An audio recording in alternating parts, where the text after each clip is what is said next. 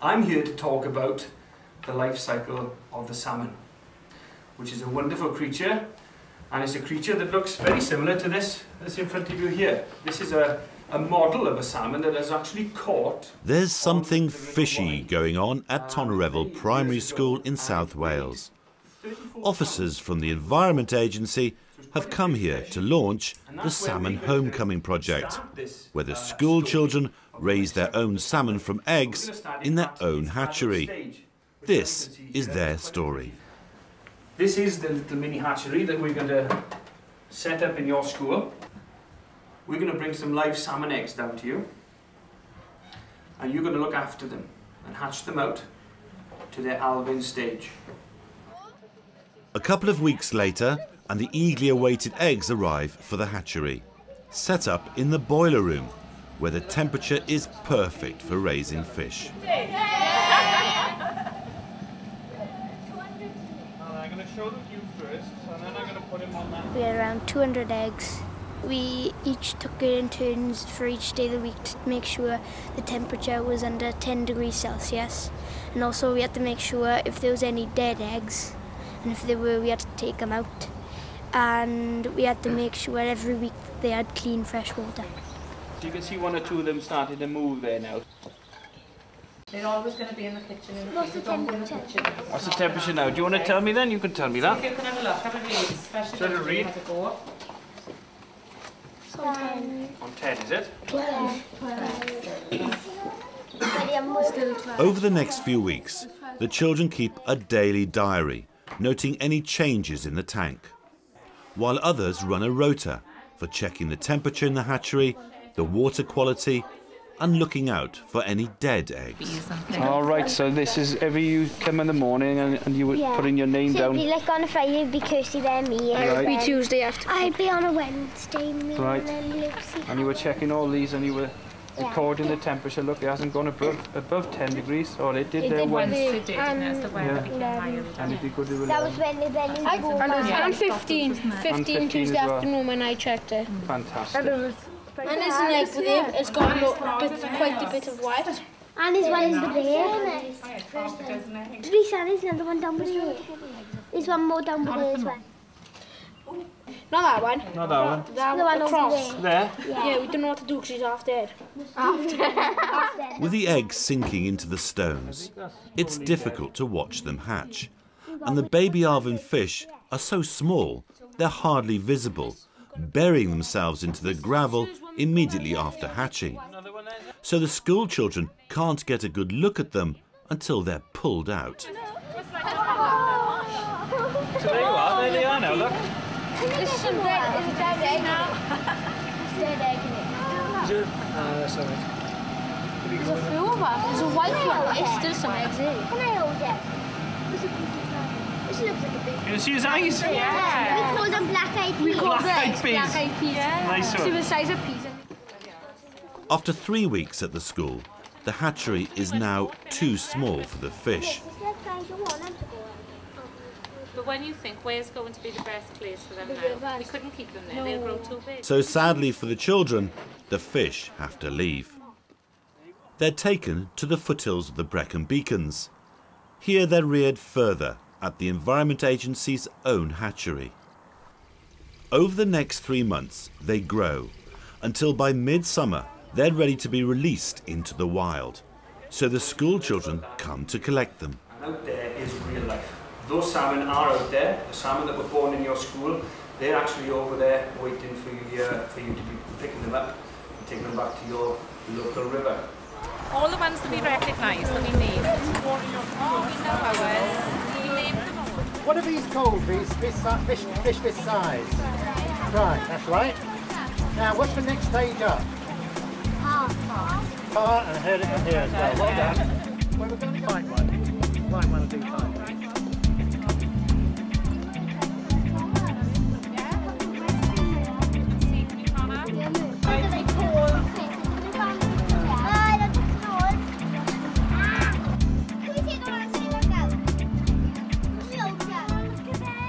We had a tour of the hatchery.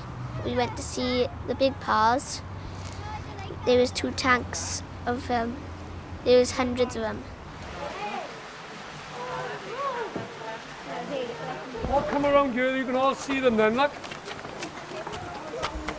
In a few months' time, gradually towards the end of this year, those finger marks will disappear and they'll turn a bright silver colour, and that means they're ready to go to sea to swim to Greenland. We also had a chance to feed the big salmon as well. We fed them special food for them with parts of shrimp in it, and everyone would throw pieces in, and the big salmon would come up and splash out and grab it. The fish were huge.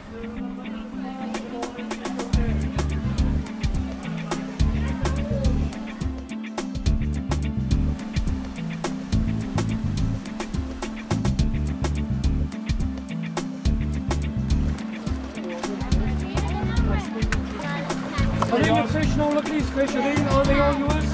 Come on, Chris. Sure they're yours now. Are you sure? Okay, then.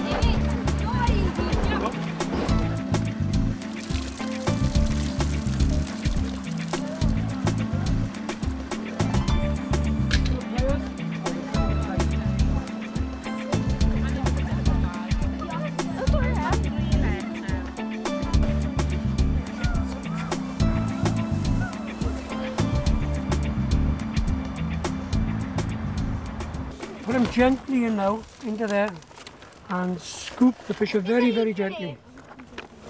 There you go. And into the bucket, go.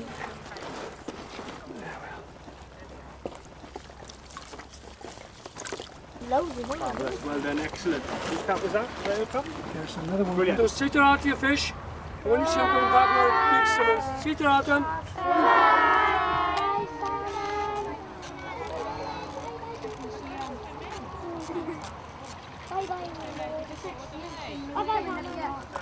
That's your salmon put back in the river. Which bit do you like the best, the eggs or when you're releasing them today? When I released them today. Why is that? Because it was their home and it was fun, like watching them going out. They've been in the hatchery and everything. They haven't been in a real river before, and it was the first time they've ever gone in a real river. So that's what I like most about it. Because it's just a brilliant thing to do. It's fantastic. This is what we'd like to do next. Write about them, and about what sorts of colours they are and how pretty they are. They've now got a knowledge of a living animal, be it the fish. They know about its life cycle, how it fits with their environment, the impact that they can have throughout their life on that fish and all the wildlife that's around them. So, you know, they go back to the classroom, they find out about these things, they get on the internet, and they just, you know, increase the knowledge they've got on these things, and it's really tremendous what they've done. Kids are very, very enthusiastic, and that's the key to the success of this project. What we're going to do today is we're going to do some follow-up work about the visit that we took to Cynrig Fisheries Unit on Wednesday. First of all, did you all have fun now? Yes! When we actually come to releasing the fish back into the River Ely, we did shed some tears, I have to be honest. And as the eggs hatched in school, there was a scary moment where we thought they'd all died. But actually they had all hatched and bedded themselves under the gravel, much to our relief. But the children do get emotionally involved. They take ownership of the eggs and of the project, and they've really guided their own learning. I did not want to let them go, but we did. I felt really happy for the salmon to be released. So I took some photographs of the salmon. I enjoyed the day. It was great fun. The life cycle of these salmon. First of all, they are eggs. Then they hatch into algae, then fry, then pop, then smoke, and finally into adult salmon. So which is south and where's west?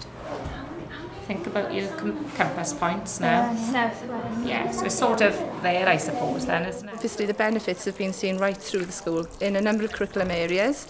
In particular, geography, obviously, because the children are now far more aware of where these salmon come from, where they go to. They actually track them. We've also seen a big impact on other subjects as well. They've been encouraged to actually research record the research themselves and then present information to other children. It's given them a real sense that they belong, that they've actually had these salmon from tiny little eggs, that they've been responsible for releasing them into a river. It's been marvellous, wonderful. We're making a PowerPoint presentation about what we've done with the Salmon Homecoming project and everything to do with that. So it's about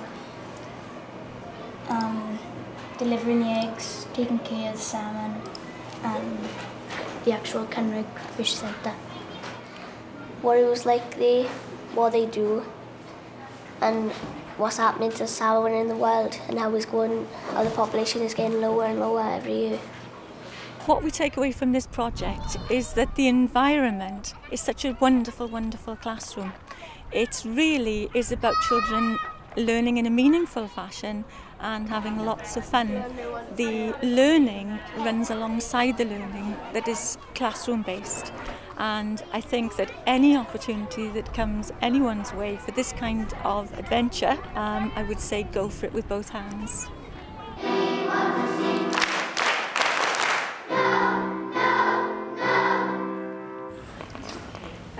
Over the last few months we've been working hard on the Salmon Homecoming project.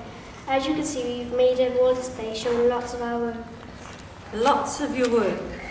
And it's on the back in the display. Having presented their project to the whole school, the Salmon group went on to teach their classmates about what they had learned themselves. Fry. No. Egg. No. Alvin. Too long. And they seal it up, they put the gas thing in, either one way or the sunlight, then they tied it up with these ties. Use the timetable to the prawns now. Check temperature there. 2 inches. 2 inches is about that big. I think.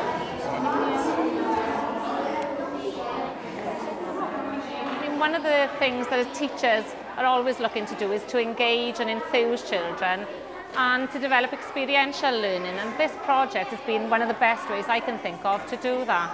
I mean, as you can see, the enthusiasm of the children is obvious, and they've been able to understand what environmental science is all about, and they've taken it on board themselves to go home, do extra research. They've come back to me with facts and figures that I never knew existed. And they're becoming interested in wider issues. They read in newspapers, watching the news, things like pollution and global warming. It's made a huge impact, it really has been.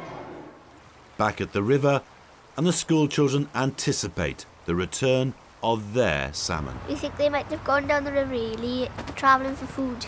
Hopefully soon they'll end up going to the sea to go to America, Greenland. They've probably been feeding in a while now. And then after that, they'll probably cross the Atlantic Ocean again, come back to the river really to spawn and lay eggs. You see, I'm in maybe at least a year, maybe, or maybe a bit more.